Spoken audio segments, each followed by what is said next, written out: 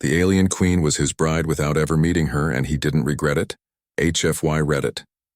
Captain Elias Kane sat alone in the transport ship as it drifted through silent space. Outside the window, stars stretched like cold fire, endless and uncaring. He watched them without feeling.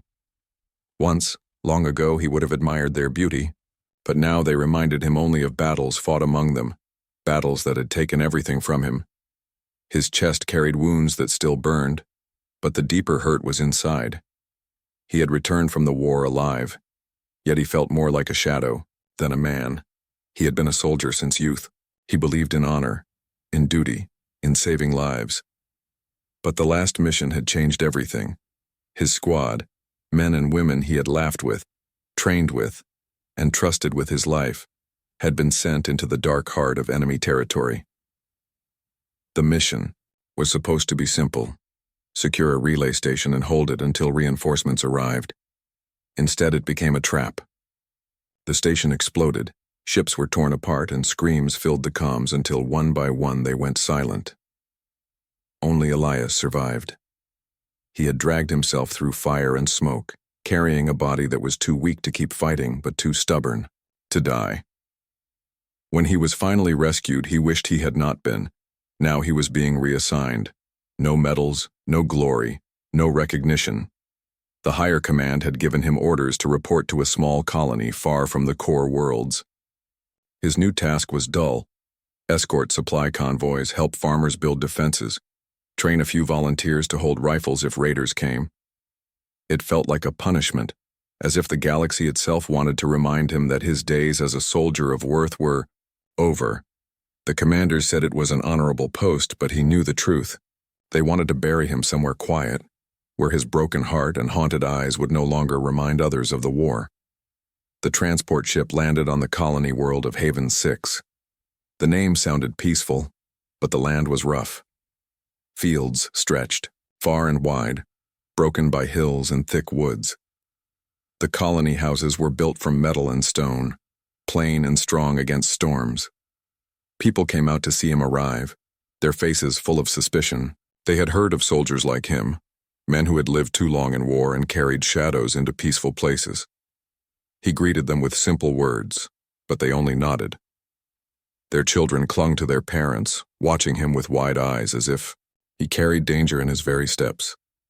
Days passed, and Elias tried to perform his duties. He walked along the supply lines, checked the watchtowers, and taught colonists how to handle rifles. But he saw the doubt in their eyes. They whispered that he was broken, that he had lost his soul in the war. They were not entirely wrong. Night, when the stars rose above the colony, he sat alone outside the barracks. The silence of the planet was heavy. In the stillness, memories returned. He saw the faces of his squad, heard their voices, and felt the crushing weight of his survival. Sometimes he clenched his fists until his hands bled just to remind himself he was still alive. Yet even in his silence, there was something different about this place. The colony was not perfect, but it was alive. Families built homes together. Children ran across the fields. Workers sang as they lifted stones. They had no great fleets or armies, yet they fought every day in their own way. Fought to live, to grow, to hold on to a future worth protecting. Watching them stirred a faint echo inside him, a whisper he tried to ignore. He told himself it did not matter. He was only here to follow orders, nothing more. But one evening, while walking the edge of the forest, he stopped and looked up at the sky. The twin moons of Haven 6 shone above, silver and quiet, and the stars glimmered beyond. His heart felt heavy but also strangely restless. Somewhere out there, beyond the horizon of stars, something was waiting for him. He did not know what, and he did not dare to hope. He had promised himself never to hope again. But in that moment, he could not shake the sense that his journey was not yet over, and that fate had brought him here for a reason he could not yet see. Elias tightened his grip on his rifle and turned back toward the colony lights. His steps were steady, but inside he remained torn between the weight of his past and the faint spark of something he did not yet understand. He believed his heart was broken beyond repair. Yet far away in the vast sea of stars there was one who would soon prove him wrong.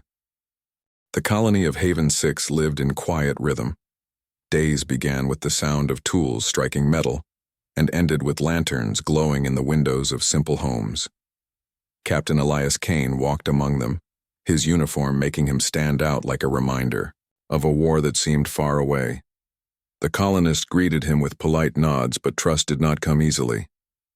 They were people who valued peace and hard work, not soldiers who carried ghosts in their eyes. His new duties gave him little rest. Each morning, he inspected the walls around the colony. They were not strong enough to stop a real attack, only enough to slow it. He showed the workers where to place watchtowers and taught them how to fire warning flares. Some listened with interest, but others looked at him as if he were dragging war into their peaceful land. Elias felt the distance between them, though he never complained. Orders were orders, and he followed them with the same discipline that had once carried him through battles. At night, when the stars spread across the sky, Elias found himself alone more often than not. He would sit on a hill outside the colony, his rifle across his knees, staring into the darkness of the forest. The silence pressed against him, and memories of the battlefield came uninvited. He could still hear the last cry of his squad leader, the static-filled voices fading one by one. The guilt clung to him like armor he could never take off. The colonists thought he was cold, but the truth was simpler. He was afraid that if he let anyone close again, he would lose them too. One day, the supply convoy prepared to travel to a mining camp 3 hours away. Raiders were known to roam the sector, so Elias was tasked with escorting them. He marched at the front, scanning the ridges and tree lines with sharp eyes. The colonists followed with carts of food, tools, and medicine. The path was quiet, but tension rode with them. Elias noticed how the farmers held their rifles awkwardly, their hands shaking when the wind rustled the branches. They were not soldiers.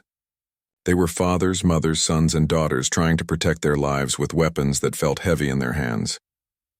Elias walked among them, calm and steady, like a shield. Even if they did not trust him, they felt safer with him there.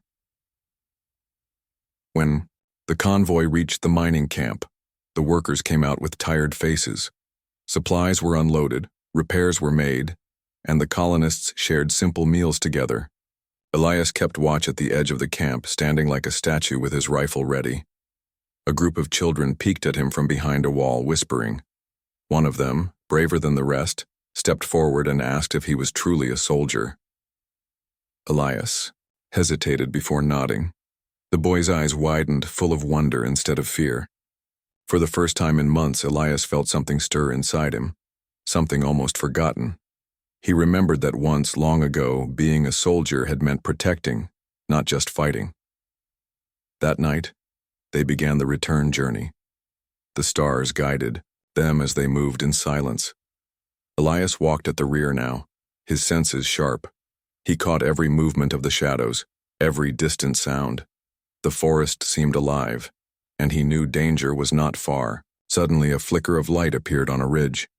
He stopped and raised his hand. The convoy froze. Another flash came, then another, like signals between hunters. Elias's jaw tightened. Raiders were near. He ordered the colonists to form a circle with their carts, creating a barrier. Fear spread across their faces, but they obeyed. Elias moved to the front, his rifle steady, his heart cold. Shapes appeared among the trees, quick and silent. The raiders stepped into the open, their weapons aimed. They shouted demands, but Elias's voice cut through the night with calm authority. He told the colonists to hold their ground, not to fire until he gave the word.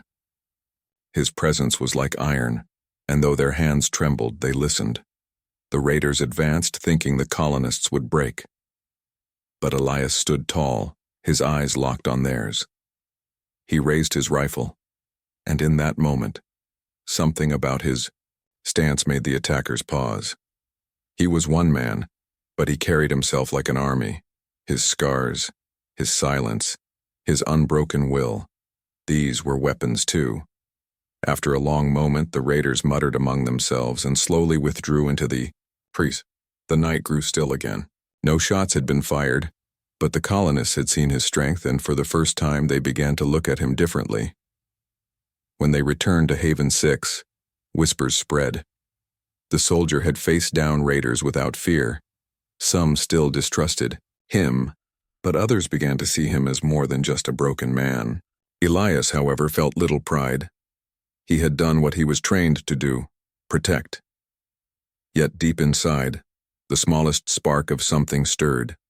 Perhaps his time here was not just punishment. Perhaps fate had placed him on this distant world for a reason he could not yet understand. That night, alone beneath the twin moons, Elias allowed himself a single thought he had long buried. Maybe, just maybe, he was not finished yet. Elias Kane rose before the sun and walked the colony walls, checking every weak point as he always did. The raid scare from the convoy still lingered in the minds of the colonists, but they no longer looked at him with only suspicion. Some greeted him quietly, others offered him water or bread, and a few even asked questions about how to defend themselves better. He gave them simple answers, teaching them small tricks soldiers used in the field. They listened now, not because they fully trusted him yet, but because they had seen his courage. Elias accepted it in silence.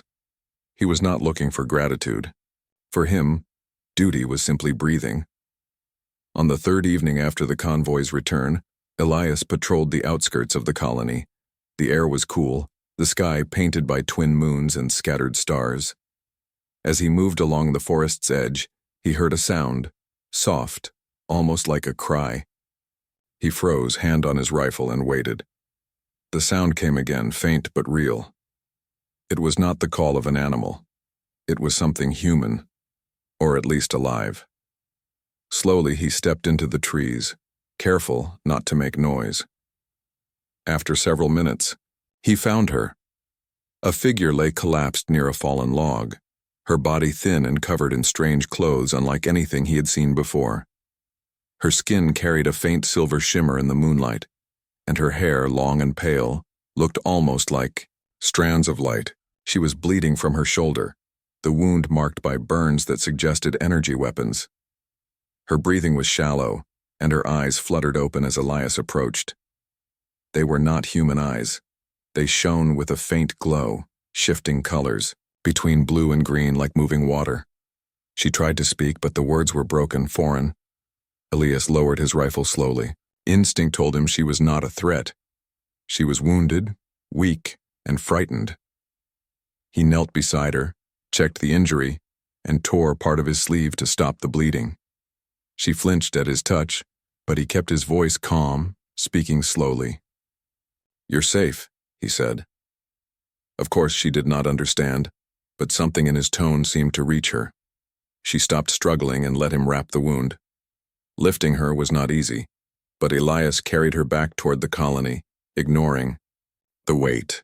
She was light, far lighter than a human should be, as if her bones were hollow.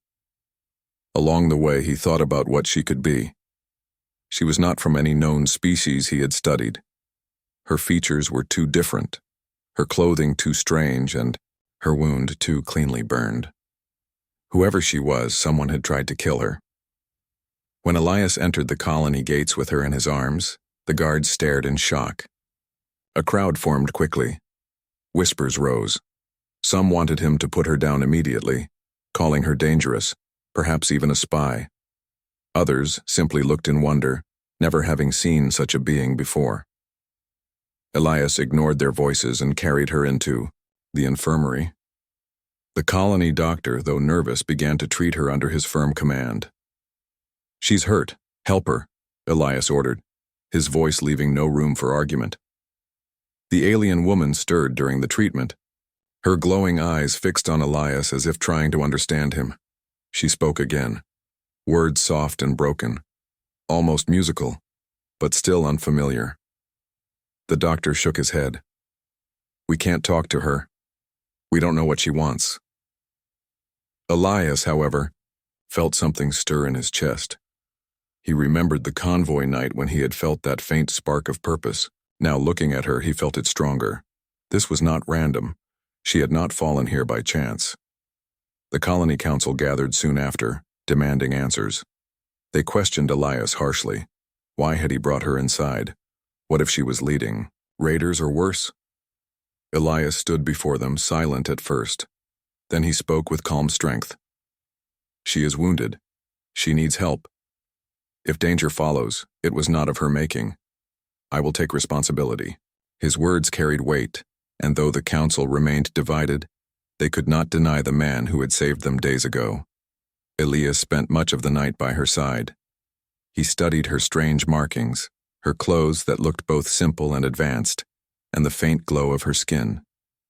She watched him in return, eyes never leaving his face as if searching for meaning. Slowly, using gestures and tone, he tried to communicate. He pointed at himself and said, "Elias." After repeating it several times, she mimicked the sound, her voice soft. Elias. Then she touched her chest lightly and whispered, "Lyra." It was the first clear word he understood. Lyra. That was her name. For the first time in many long months, Elias felt something new. It was not joy, not yet, but it was no longer emptiness either. A door had opened, one he thought had closed forever when his squad died. As the night deepened and Lyra finally fell into uneasy sleep, Elias sat in silence, rifle beside him, guarding her. He did not know who hunted her or why she was here, but one thing was certain. She was not just another stranger among the stars. She was the beginning of something he could not yet see, but already it pulled him forward, away from his past, and into an unknown future. The days that followed were uneasy for the colony.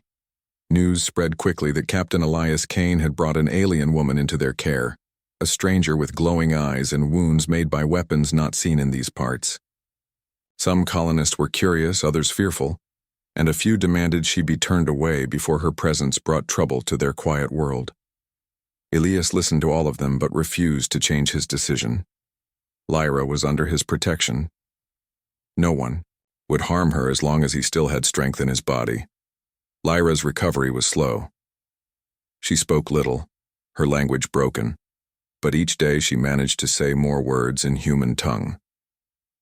Elias spent hours teaching her, pointing at objects and naming them, repeating patiently until she understood. She, in return, tried to share her own words, soft and flowing like music. The colony children began to gather near the infirmary, listening to her strange sounds with wide eyes. Despite their parents' warnings, they were drawn to her gentle voice. For them, she was not a threat but a wonder. Elias noticed something else. Each time she looked at him, her gaze carried trust. She did not fear him, though she had every reason to. He had found her half dead in the forest, a soldier armed with a rifle, yet she seemed to know he would not harm her. That trust shook something inside him. He had lost so much faith in himself after the war, but Lyra looked at him as if he was more than the broken man he believed himself to be. One evening, as the twin moons rose high, Elias stood watch outside the infirmary. While Lyra rested, suddenly alarms rang across the colony. From the watchtower a shout came down, "Ships in the sky." Elias rushed to the walls. Above the tree line, dark shapes cut across the stars, small but fast. They were not merchant ships or patrols. Their movements were sharp, like predators, raiders. But as Elias watched longer, he realized something was different. These ships were not searching for supplies or gold. Their approach was direct, their weapons already glowing. They were here for something, or someone. The colony scrambled in panic. Families ran for shelter, guards shouted orders, and the council members argued about what to do. Elias took command without waiting for permission. His voice cut through the noise like steel. "Form the defenses. Get the civilians inside. Ready the towers." For a moment the colonists hesitated. Then they obeyed. His presence steadied them, his authority undeniable in the face of danger. The ships landed beyond the fields, their engines kicking up waves of dust. From the shadows stepped tall figures in armor, faces hidden behind helmets. They carried sleek rifles, not the crude weapons of common raiders. Their leader stepped forward and spoke through a device that translated his words into rough human speech. "Give us the girl. The one you call Lyra. Do this, and no harm will come to you." His voice was cold and certain, like a man used to, being obeyed. The council, frightened, whispered among themselves. Some wanted to hand her over at once. She was not human, not one of them, and the colony's survival mattered more than a stranger. But before they could speak, Elias stepped forward onto the wall. His rifle was ready, his stance unyielding. His voice carried across the field, strong and clear. "She is under my protection. If you want her, you will have to come through me." The words silenced the crowd behind him. Some gasped, others stared, but none could deny the power in his tone. The armored figures raised their weapons. The standoff was seconds from turning into a massacre. Elias moved quickly, shouting orders to the defenders. Flares lit the night sky, casting red light across the fields. Colonists manned the towers, aiming rifles though their hands shook. The enemy opened fire first. Beams of energy tore across the walls, shaking the ground. Elias shouted for return fire, and the colony answered. Bullets and beams crossed in the dark, lighting the night like storm lightning. Elias moved along the wall, calm in the chaos, giving strength to those who faltered. He fired with deadly precision, each shot striking true. But there were too many enemies, their weapons too advanced.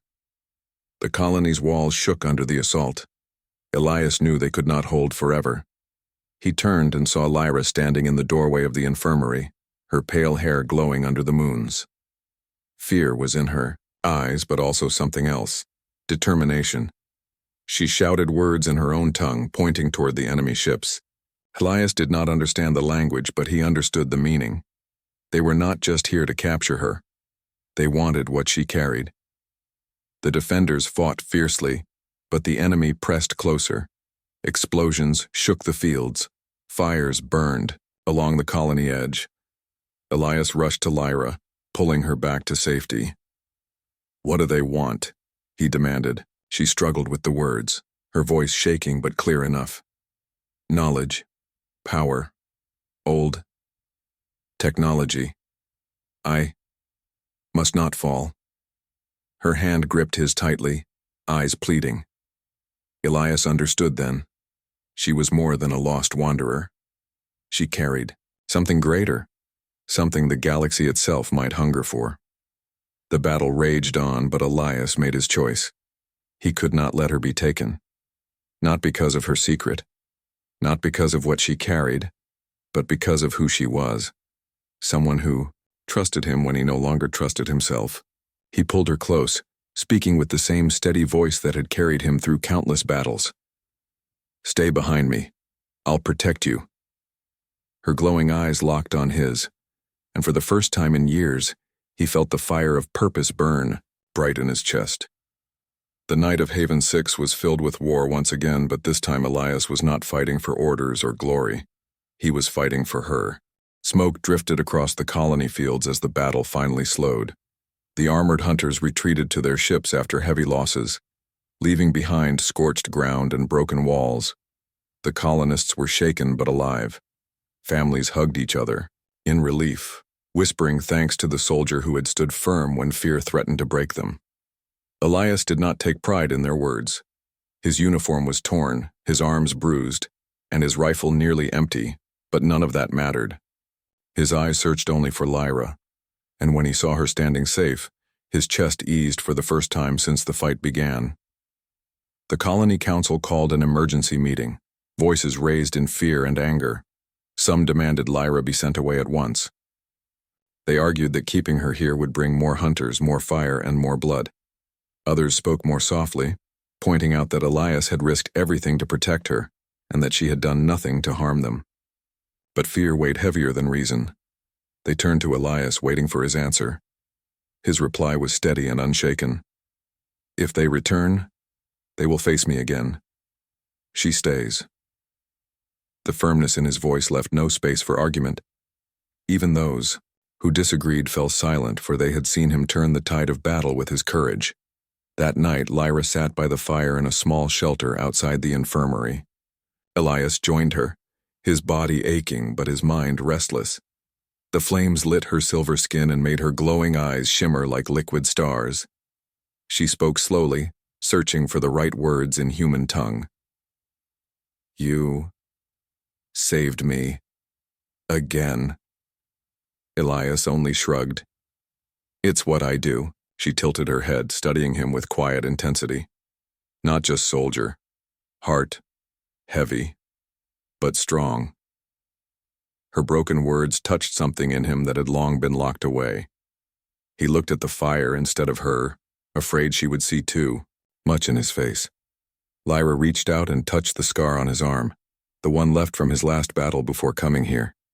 He stiffened at first but did not pull away. Her hand was gentle, warm in a way that felt different from any human touch. "Pain. Inside," she whispered. "Like mine." Elias turned to her then, surprised. She nodded slowly, as if confessing a truth she had carried alone for too long. She told him, in halting words, that she had once belonged to a people who lived far from this part of the galaxy. They were seekers of knowledge, keepers of ancient memory. But others had feared them, hunted them, and scattered them. She had escaped with fragments of what her people had protected, knowledge of old machines that could shape the future of entire worlds.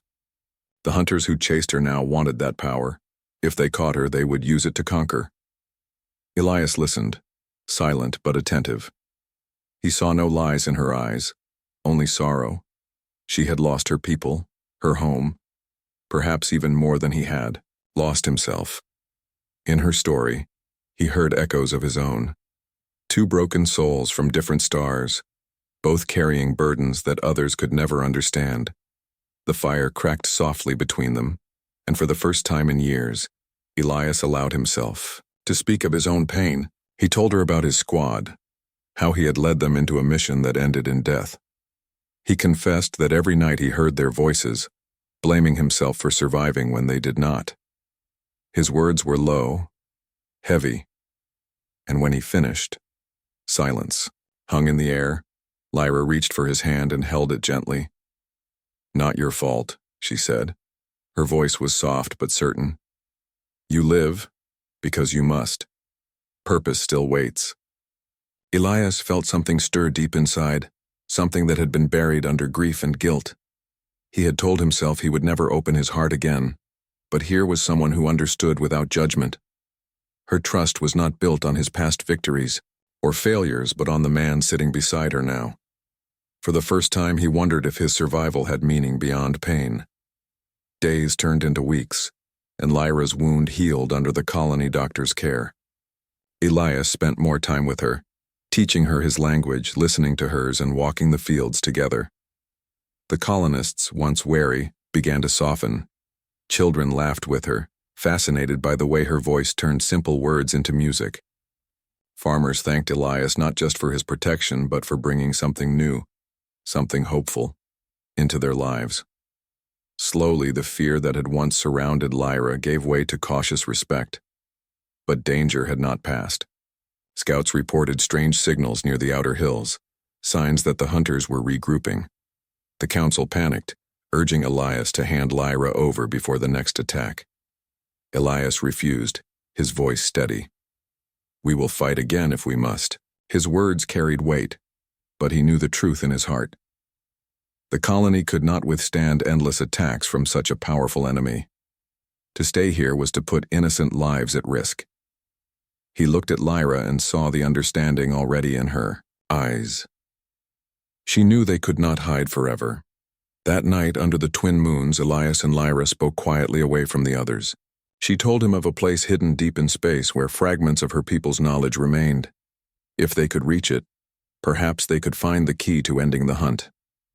Elias listened, his decision already forming. His life had been empty, for so long, filled only with duty and guilt. But now he had found someone who gave him a reason to fight again, not for orders or for war, but for something far greater. He placed his hand over hers and said with quiet strength, "Then we go, together." The firelight flickered, the night was silent, And in that silence, Elias felt something he thought he would never feel again. His broken heart, long buried in darkness, had begun to heal. And though danger still waited among the stars, he was ready to face it, not alone, but with her.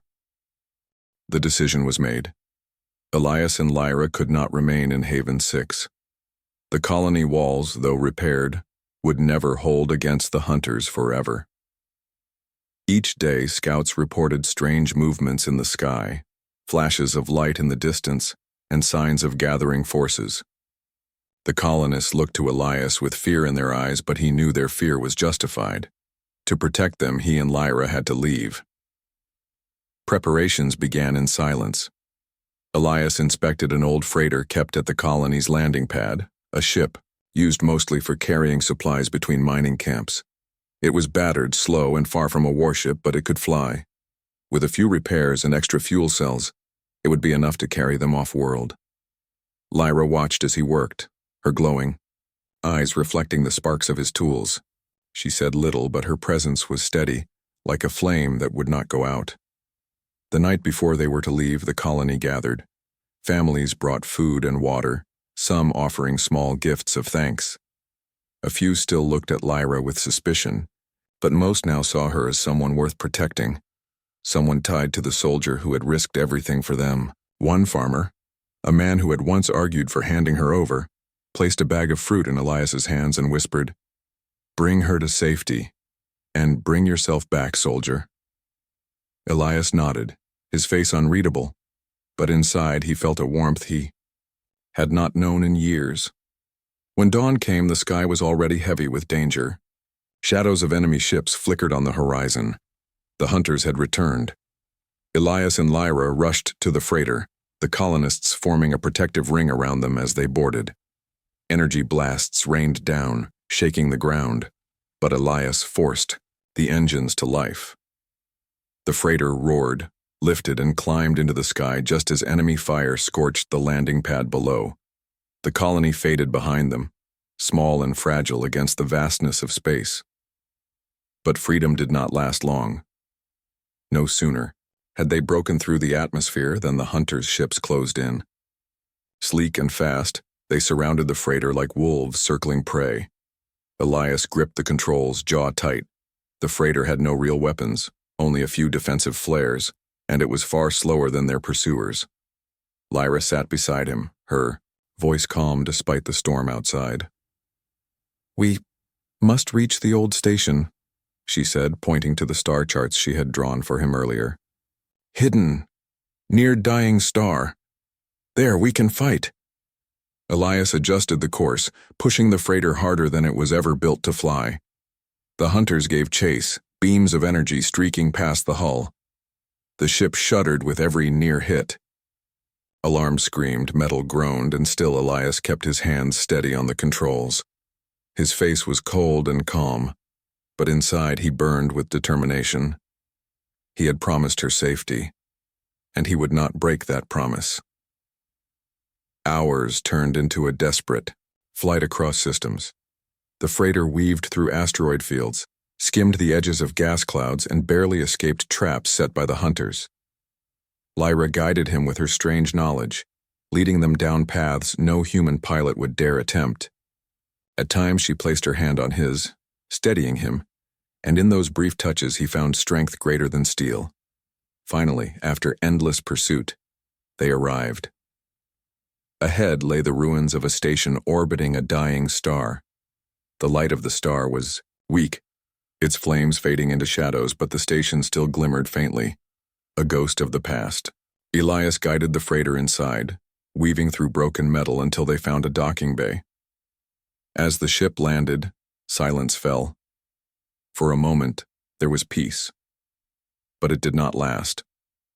The hunters followed, their ships closing in around the station. Elias and Lyra stepped onto the cold floor, the air filled with dust and echoes of ages long gone. Lyra moved quickly, her hands brushing across panels on the walls, her glowing eyes bright with memory. "This place, my people built. Here lies weapon, but not of death. A shield, a light, can stop them." Elias kept watch, rifle ready, as her words sank in.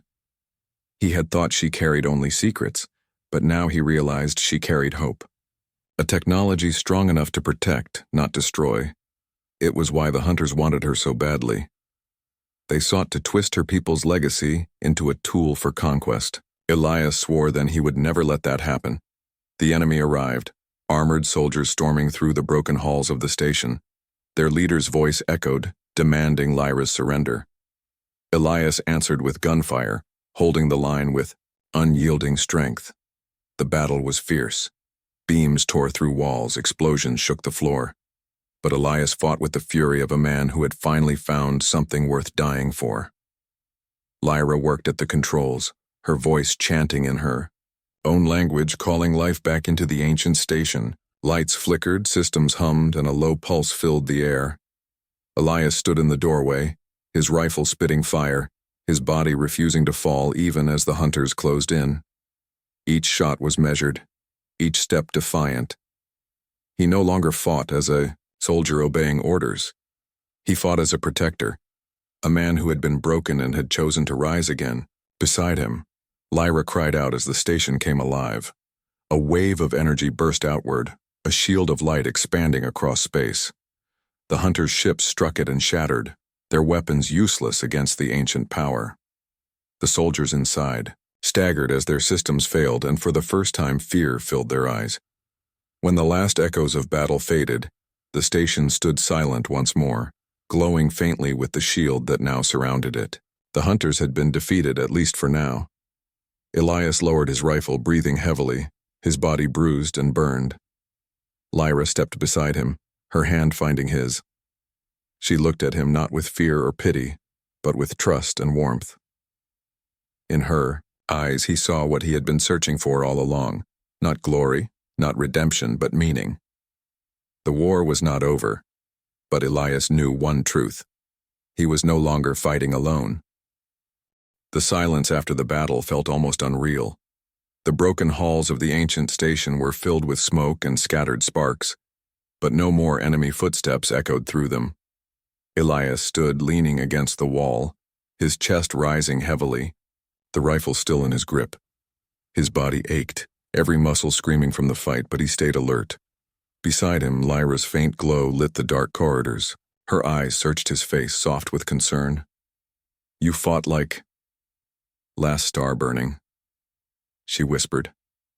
Her voice trembled, not from fear, but from emotion she struggled to name.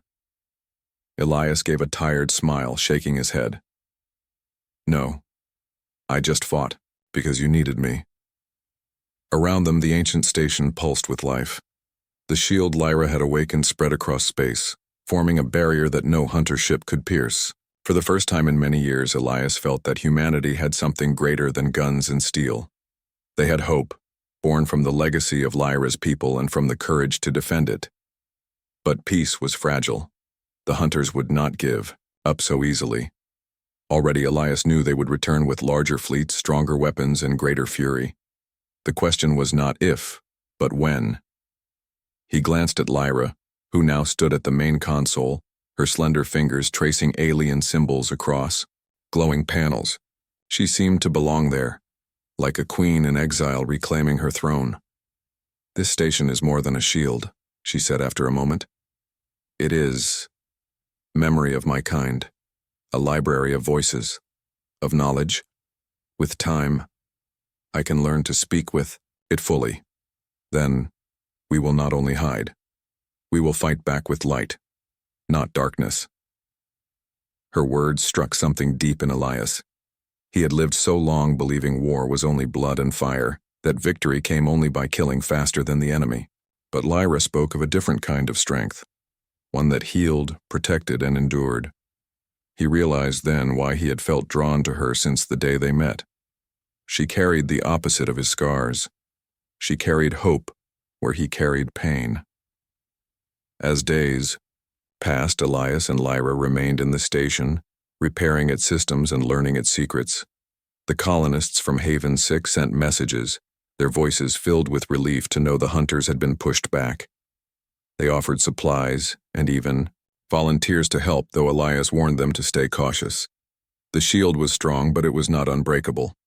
Still, the idea that ordinary farmers and miners wanted to stand beside him reminded Elias of something he had nearly forgotten. Humanity was not weak. It only needed someone to show it a reason to stand tall. At night, when the station's lights dimmed and the stars outside burned quietly, Elias often sat with Lyra in the observation dome. Together they watched the dying star flicker, its light struggling against the endless dark. Elias sometimes thought the star was like himself, broken, fading yet still burning because it refused to surrender. Lyra once touched his shoulder and said, "You are more than soldier. You are heart. A heart can be broken, but it also heals stronger." Those words stayed with him. They reminded him of what he had lost and what he had now found. His heart, once heavy with grief, no longer felt like a burden. It felt like a weapon of its own, one forged by love and trust. The hunters returned sooner than expected. One evening, alarms filled the station as long-range scans showed a massive fleet approaching. Dozens of ships, far larger and stronger than before, cut through the dark like blades. Elias read the data, his jaw tightening. "They're bringing everything," he muttered. Lyra stood beside him, her glow brighter than ever. She looked at him with calm certainty. "Then we bring everything too, not only you and me, all of them." She gestured to the communication panel. Elias hesitated, then activated it. His voice reached the colonies scattered across nearby systems. "This is Elias, the hunters are coming again, and this time they won't stop. But we don't have to run. We have a shield, and we have a chance. I won't order anyone to fight, but if you're ready to defend your homes, your families, then stand with us." For a moment only silence answered. Then voices began to flood in, miners, farmers, traders, even smugglers. They all spoke the same words. "We will come." Humanity was answering the call. The final battle came like thunder. The hunters' fleet crashed against the shield, firing with everything they had. The station shook, lights flickered, and cracks spread through the ancient defenses. Elias led fighters in smaller ships, darting out through shield gates to harass the enemy, buying time. Lyra stayed at the heart of the station, weaving her strength with the old systems, keeping the shield alive when it should have collapsed. Together, they turned despair into defiance. For every human ship that fell, another arrived, answering the call. The hunters had expected to crush one soldier and one alien exile. Instead, they found a people united, stronger than fear. Hours of battle passed, and finally the tide broke. The hunters' fleet, unable to pierce the shield and suffering, heavy losses, retreated into the dark. Humanity had stood its ground. For the first time, they had won not by hiding or surrendering, but by believing they could stand together. When the last enemy ship vanished, the colonies erupted in celebration. Elias returned to the station, battered but alive. He found Lyra, waiting, her eyes glowing with relief. She stepped close, placing her hand gently over his heart. "It is no longer broken," she whispered. Elias met her gaze, his voice steady but soft. "No, because you mended it." And in that quiet moment, surrounded by the endless stars and the reborn strength of humanity, Elias finally understood. The war was not over, but he no longer carried it alone. He had found something greater than duty, greater than survival. He had found someone who gave his broken heart a reason to beat again.